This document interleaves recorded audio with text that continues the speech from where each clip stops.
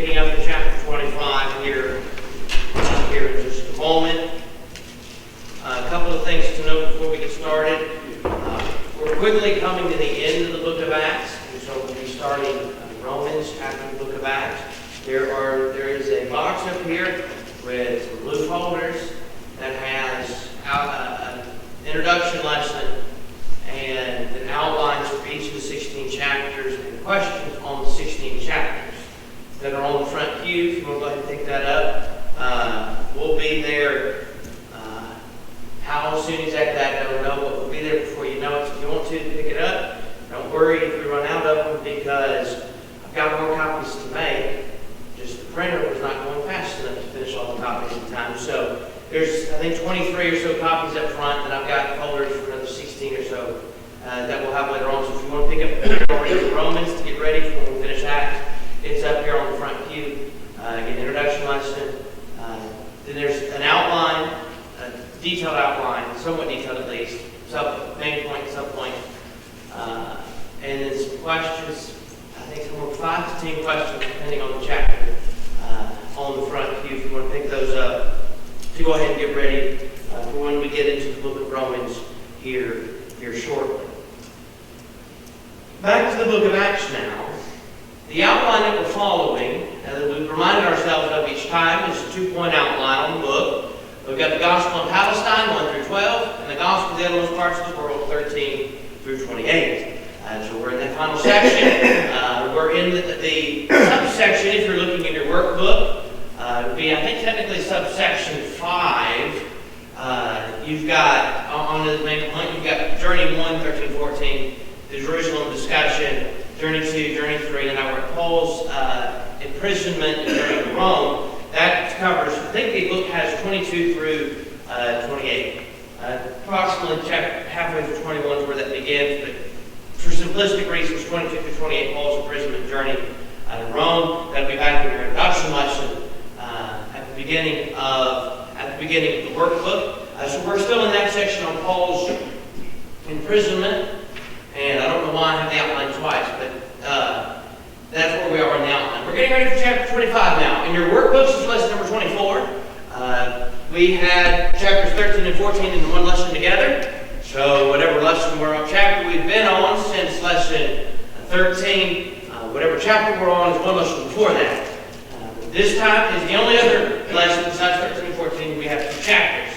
So lesson 24, we'll spend some time on, but it's 2 chapters there. So it's the same set of questions, it's the same outline for both of the chapters. Reason being, the 2 chapters go very closely connected. In your workbook, if you look at the beginning, after the outline, it's pointed out in the paragraph right there. Paul is left in prison. Paul is left in prison at Caesarea for 2 years. When we left him, he was left for 2 years. It was about 58. We used 60 the other day for our figure. It's 58. 60 is when he's moved from Caesarea to journey to Rome. And then Felix is removed from the office of governor by Rome, and now Festus is taking his place in 25. As we get here to 25, we saw that at the end of the chapter 24. Into 25 was that taking place. Festus now has to make a decision on what to do. Felix didn't make a decision, or at least he didn't go follow through. He knew what he needed to do, but he didn't follow through for hopes of money being given to him and for wanting to please the Jews.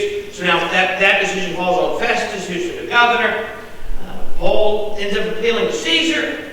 So Festus is just a transition point from Paul going before Agrippa. Here really at the end of the chapter is brought up in the 26th and before Agrippa, and those discussions take place, which is why in your lesson 24, chapter 25 is dealt with very briefly, because it's really, even though there's a lot of verses, it's really just a transition period leading us to the latter half, where we get to Agrippa, who would have made a decision if not for Paul's appeal to Caesar. Agrippa's going to point that out at the end of chapter 26. So 25 is, and the reason we'll follow through, and we'll probably spend as much time in 25 as 26, is just sort of a transition getting us from Felix to Agrippa. Festus just sort of being a placeholder waiting for that to take place, as he really doesn't make any decisions here about the Apostle Paul. Then chapter 26 is the next paragraph. In chapter 26, Paul gives his defense before Agrippa. Here's with Felix, we have a notable case of a non-conversion. That's where the chapter ends, as we noted in the invitation on Wednesday evening, where at the end of it, Agrippa says, the ESV says, in a short time, would you persuade me to be a Christian? It's a question. Other translations, such as the New King James Version, said, almost you persuade me to become a Christian. The evidence suggests, in the text we'll talk about more later on, that it is a statement, not a question. They don't have the same punctuation. It wasn't easy to look at the Greek text and see, here's the Greek words, and here's a question mark at the end. It wasn't that simple. The wording, the phrasing, and the context can tell sometimes if it was a question or a statement. I think it's a statement, and we'll look at that later on in 26. But just to note, it's another case of a blind conversion, even though someone seems to be believing the truth in this text. Chapter 25, we're still picking up where we left off with Felix. So real quick reminder to us, chapter 21, Paul comes to Jerusalem. It's where he's going to go pay for the four who are taking a vow. He goes to the temple to do so. That's where the Jews from Asia come against him and say, he speaks against Moses, or the law. He speaks against his people. He speaks against this place. And that's what they're saying. He's speaking against the Jews. He's saying that more than just the Jews are saved. Gentiles can be saved. I think that's what Paul's deal for later on. He's speaking against the temple. He would be teaching that, just as Jesus said in John chapter 4, that not only in Jerusalem, but that anywhere men could worship, they needed to worship in spirit and in truth. And he was teaching against the law, because he's saying the old law is taken off the play. So there causes an uproar. There's also the accusation he brought a Gentile into the temple. Causes an uproar. Now, the uproar is taking place. That's when the tribune comes and spares him in chapter 21. He's getting ready to question Paul and take him away when Paul likes to address the Jewish crowd. Paul addresses them then in the Hebrew language, the language that the Hebrews of Palestine would have spoke, or the Jews of Palestine would have spoke. He addresses them in Hebrew language, and they hang on his every word and listen intently till he says, God send him to the Gentile. Causes another uproar. Away with him, for such a fellow is not fit to live. That's their response. That's when he's taken in and is going to be flogged by the tribune before they find out he's a Roman citizen. He's then taken before the Sanhedrin Council, chapter 23. There, Paul realizes he's not going to receive a fair trial before the Sanhedrin Council, so he makes the point that it's with hope of the resurrection of the dead that he's there. Remember, the Sanhedrin is made up of Pharisees and Sadducees. Pharisees believe in the resurrection in angels and in spirit. The Sadducees do not. So the Pharisees sort of poke fun at the Sadducees. It seems perhaps, I don't find anything wrong with it, perhaps an angel or a spirit told him these things. And again, I think it's sort of poking and prodding at the Sadducees to get under their skin. It became violent to the point that the tribune pulls him out because he's afraid Paul's going to get torn to pieces there. So he takes Paul out, and that's when he takes him back to the barracks. And then Paul's nephew finds out there's a plot common before the Jews to kill him. They're going to ask the tribune to bring him back before the Sanhedrin. And so Paul's nephew tells Paul, who has a centurion take him to the tribune. When he tells the tribune, they come with the plans to move him to Caesarea. And so at the end of 23, they send a letter to Felix, and they send Paul on to Caesarea. Chapter 24, Paul's before Felix. This is the first of the two governors, Felix and then Festus here in chapter 25. Before Felix, that we saw on Wednesday evening, the Jews come and they sort of butter him up before Paul gets to speak to him about how wonderful Felix is. And then they say, here are charges against him. But they give no evidence. In fact, Paul begins giving his defense and makes the point that they have no evidence of anything that they say is the case. And it's not like a long time has passed. It's been merely 12 days since these accusations first came about, and yet there is no evidence that they have to provide. Paul says, here's really why before he talks about the resurrection from the dead. It's then that Felix decides to send Paul away, and he decides, well, we're going to wait till the tribune comes. Then we're going to talk about the case. Really, Felix is just delaying, trying to buy time in hopes that he doesn't have to really make a decision. After some time has passed, and calls for Paul, Paul speaks to him concerning the faith, and talks to him about righteousness, self-control, and the justice to come. That's when Felix is alarmed or trembled, but he doesn't respond to the gospel. Instead, he tells Paul to wait for a convenient time, and he again drags his feet, just like he did on the decision the first time. He don't want to displease the Jews by releasing Paul, but he's really hoping Paul's going to give him some money. And so Felix never does release the Apostle Paul. Well, after a time, as we already noted, he is removed from the office of governor by Rome, and now he's replaced at the end of 24 by a man by the name of Porcius Festus. And we'll just simply, he's referred to as Festus from here on. Paul's going to appear before him here in chapter 25. In chapter 25, 1 through 12, Paul is before Festus. Then Festus informs Agrippa about this case concerning the Apostle Paul. And then Festus presents Paul to Agrippa at the end of the text. In the 26th, that discussion continues with Paul being there before Agrippa. Let's read verses 1 through 12 of chapter 25. And then after we read that, we'll come back and we'll discuss it. Verse 1. Now 3 days after Festus had arrived in the province, he went up to Jerusalem from Caesarea. And the chief priest and the principal men of the Jews laid out their case against Paul, and they urged him, asking a favor against Paul, that he summon him to Jerusalem, because they were planning an ambush to kill him on the way. Festus replied that Paul was being kept at Caesarea, and that he himself intended to go there shortly. So, said he, let the men of authority among you go down with me, and if there is anything wrong about the man, let them bring charges against him. After he stayed among them not more than 8 or 10 days, he went down to Caesarea. And the next day he took his seat on the tribunal and ordered Paul to be brought.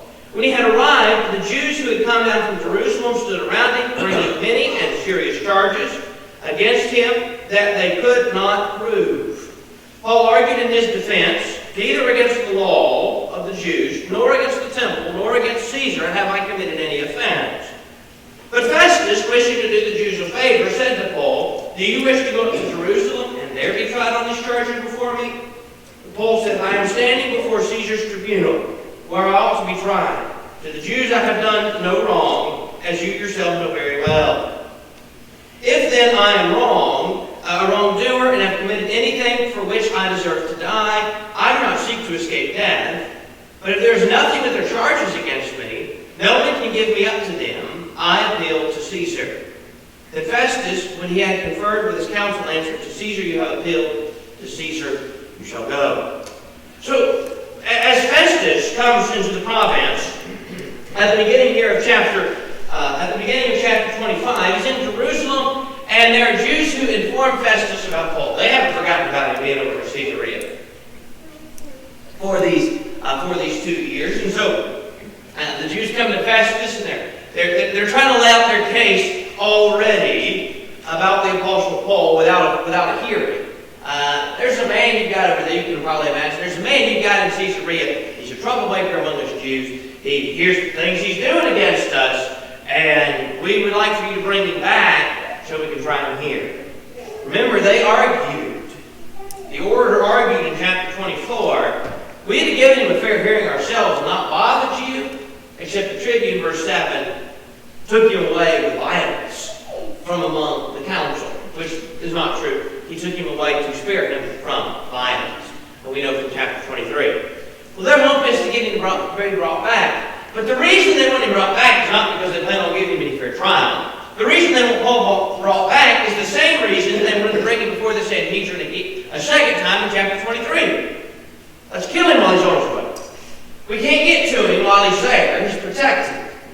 But maybe if we get them to move him, they'll just, kind of let their guard down, and we can ambush him and we can kill Paul. And we're not going to have any problem then. They're not doing anything, let's deal with him ourselves. Let's bring him out, let's kill him.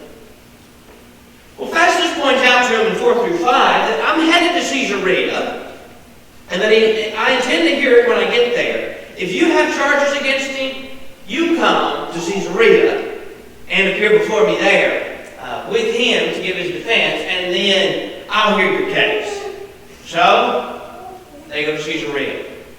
They come in 6 and 7, and they start laying out their case. Many charges against him, it says in verse 6. Again, let's go back to the charges from before. There are four main charges in chapter 21.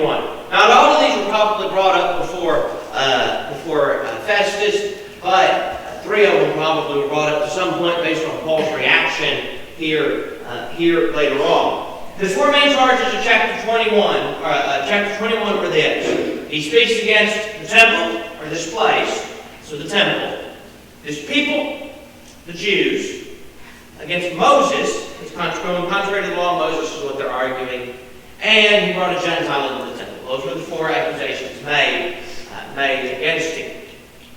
So they come again here in this text, as they have been doing and come before, and they say, here are the accusations they have brought. Now, what all they laid out in this case, we don't know.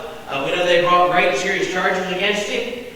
Based on Paul's reaction, I think the fact that he spoke against the law of Moses probably is part of what was brought, the accusation brought up against him. We see Paul's defense here in just a moment.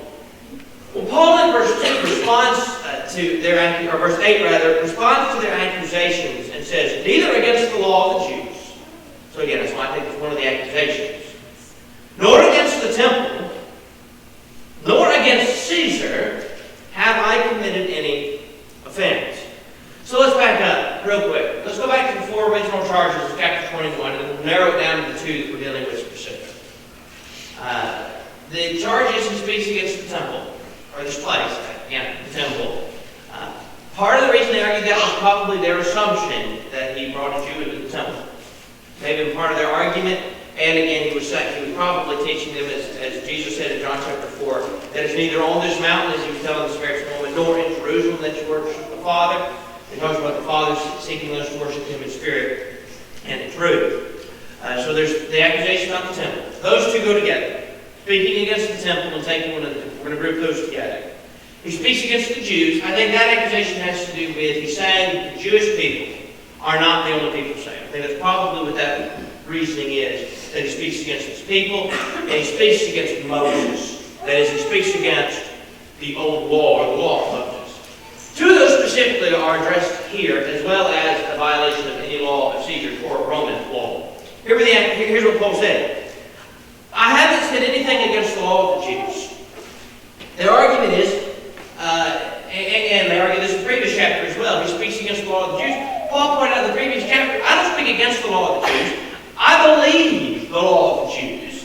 What it said, and I believe what the prophet said in that law. But what they said was, there was a coming Messiah, and when that Messiah came, that law was going to be done away with, and a new was going to replace it. I believe that. And I believe in Jesus as that Messiah. That's what I think Paul's pointing out to them. As you look at the evidence he suggests, it's not that I'm against the old law. He's saying, I think about what he says in Galatians about it being the schoolmaster or tutor. What he's saying is that law has already fulfilled its purpose. It's not that I'm against it, he's saying. I believe it fulfilled its purpose. It did exactly what it was intended to do, and now there's a new law in place. Nor against the temple. So what have I said against the temple? Nor has it taken anybody into the temple. Again, they probably brought that accusation up. The Romans would allow the Jews to allow people like the Jews to follow their religion. Again, that's why in the previous chapter, I think it's 19, the argument was made that it was against the law that he worshipped, and their hope was that he was going to take it, that it was going to be taken as in violation of Roman law because he's not really following Judaism. And that's when it's pointed out to the Jews that I'm not judging about your law. And in chapter 19, I believe, again, I think it's in chapter 19, it may be 18 or 19, one of those two, where that story takes place. So maybe they're saying, hey, you protect our right to worship in the way that we do, and he's violating that. And you don't recognize what he's doing. Perhaps they're trying to argue that again, and so he's going against the temple in Jerusalem. Well, that's not... Paul says, I didn't say anything against the temple. And I haven't said anything against Caesar. So you want to bring your accusations that I spoke against the law of Moses or I spoke against the temple. I haven't done anything in violation of the law of Caesar. And so they have no argument against me. Festus then asked Paul in verse 9, in hopes of doing the Jews a favor, do you wish to go up to Jerusalem and there be tried on this church before me? Well, he's looking at Paul, and you can imagine as he's sitting here listening to Paul, well, I don't really find anything wrong with him, but I don't want to make the Jews mad. So he hopes that maybe, to do a favor for the Jews, he can convince Paul to go to Jerusalem and be heard there concerning the churches. Paul's already been in Jerusalem, And Paul knows in Jerusalem that what? What did we learn in chapter 23? What did Paul learn very quickly in the Sanhedrin Council? It's not going to be a fair trial before any of the Jews, and on the way to Jerusalem, they'll probably ambush him and kill him. So what Paul says in verse 10 is, I'm standing before Caesar's tribunal where I ought to be tried. To the Jews I have done no wrong, and you yourself know very well. What accusation do the Jews have? What Paul really pointing out. They have no evidence that I did anything against any of them. So if you're going to argue I did something wrong, it's going to have to be that it's against Roman law. So you're going to argue it's against Roman law? Fine. Verse 11, I appeal to Caesar. Now Paul points out in verse 11, before making that point, listen, if I've done something as a wrongdoer, if I've done something to violate the law and am deserving of death, by all means, put me to death. Paul says, they make these charges. There's nothing to their charges against me, and so you can't get me to do them. Because Paul, let's remember this, Paul is a Roman citizen. And so Paul's saying there's nothing, if it was proven Paul had violated the Jewish law, hand him over. If Paul's violated the law of Caesar, go ahead. Take him and try him by Roman law. Paul said, there's nothing in anything they say, and yet you're trying to hand me right back to them. When in fact, they're the reason Paul's here in the first place. Because of their unfairness in judging him. So Paul says, if that's how you want to be concerning this, then I appeal to Caesar. And my right as a Roman citizen, I'm appealing to Caesar. Because that's where I ought to be standing trial. So Festus confers with his council what to do. And the decision is, to Caesar you have appealed. To Caesar you shall go. Which is what they were supposed to do per the Roman law. Paul being a Roman citizen appealed to Caesar. And thus, he would get to have his day before Caesar to be tried. Well, after these events take place, in verse 13 beginning then, Festus informs Agrippa, when he's in Caesarea, he informs Agrippa about Paul and about this case. Verse 13 beginning now. And when some days had passed, Agrippa the king and Bernice arrived at Caesarea and greeted Festus. And as they stayed there many days, Festus laid Paul's case before the king, saying, this is a man left prisoner by Felix. And when I was at Jerusalem, the chief priests and the elders of the Jews laid out their case against him, asking for a sentence of condemnation against him. I answered them that it was not the custom of the Romans to give up anyone before the accused met the accusers face to face and had opportunity to make his defense concerning the charge laid against him. So when they came together here, I made no delay, but on the next day I took my seat on the tribunal and ordered the man be brought.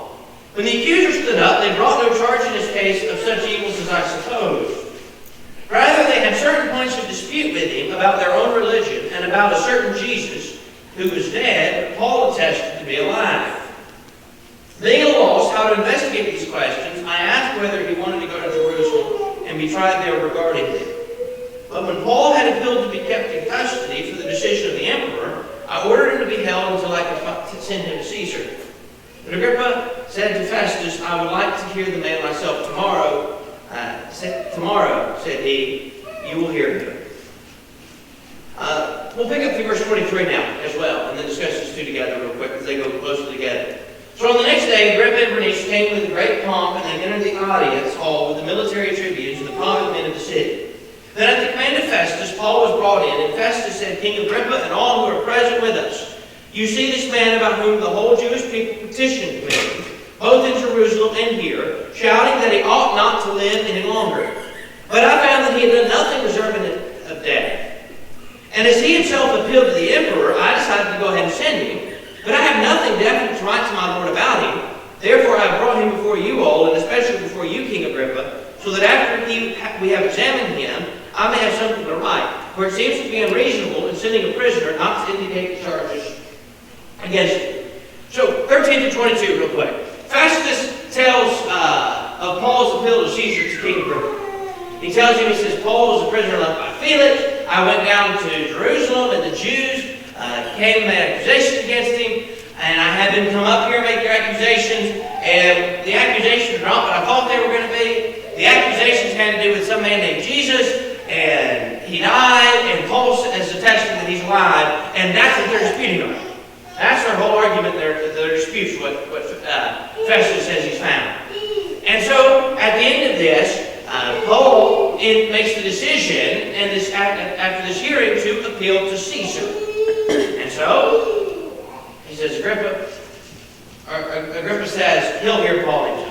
Let me hear his case. That's when he's presented, and they all enter the auditorium in verse 23, and then Festus asked Agrippa to hear Paul so he would have something to write to Caesar. So, real quick, to give an idea, in our justice system, when a case is appealed to the Supreme Court, a lot of times the Supreme Court will have the writings of the lower courts. So your circuit courts, your courts of appeals, so on and so forth. They will have the writings of the lower courts concerning the case that was heard, the decision that was made, and why that decision was made. And so sometimes when there's a split, sometimes they go to back to whatever the previous decision may have been made and uphold the decision, or decline to hear a case because of the decision of the lower court. Well, what Festus is saying here, somewhat similar in the sense of, I'm sending him to Caesar, and I need to send some writing about the charges made against him and what exactly is going on. The problem is, Festus says, I sat here and I listened to him. I don't really know what the charges are. They're disputing about some man that the Jews say is dead, and Paul says is alive, and I don't know what to write to send to Caesar to say what the charges against him are. Because in reality, there are no charges that have any weight to them. And so he says, that's when Agrippa says, okay, I'll listen to him. And perhaps, since Festus can't figure out what to write and sending Paul to Rome, perhaps Agrippa can say, here's what you should write. In fact, as we get to the end of the text, Agrippa says, there's really nothing to say. If he had to appeal to Caesar, I'd tell you let him go. But he appealed to Caesar. We'll see that at the end of chapter 26. Festus is dealing with Felix's leftovers. Yes. This is leftover from Felix. This is really his case. So he's in a quandary what to do because he can't find anything wrong with him. Yes. So same thing Felix did. Felix delayed in order to please the Jews. We'll pick up the next time in chapter 26 and continue this lesson with where we left off at the end of chapter 25, and that is all for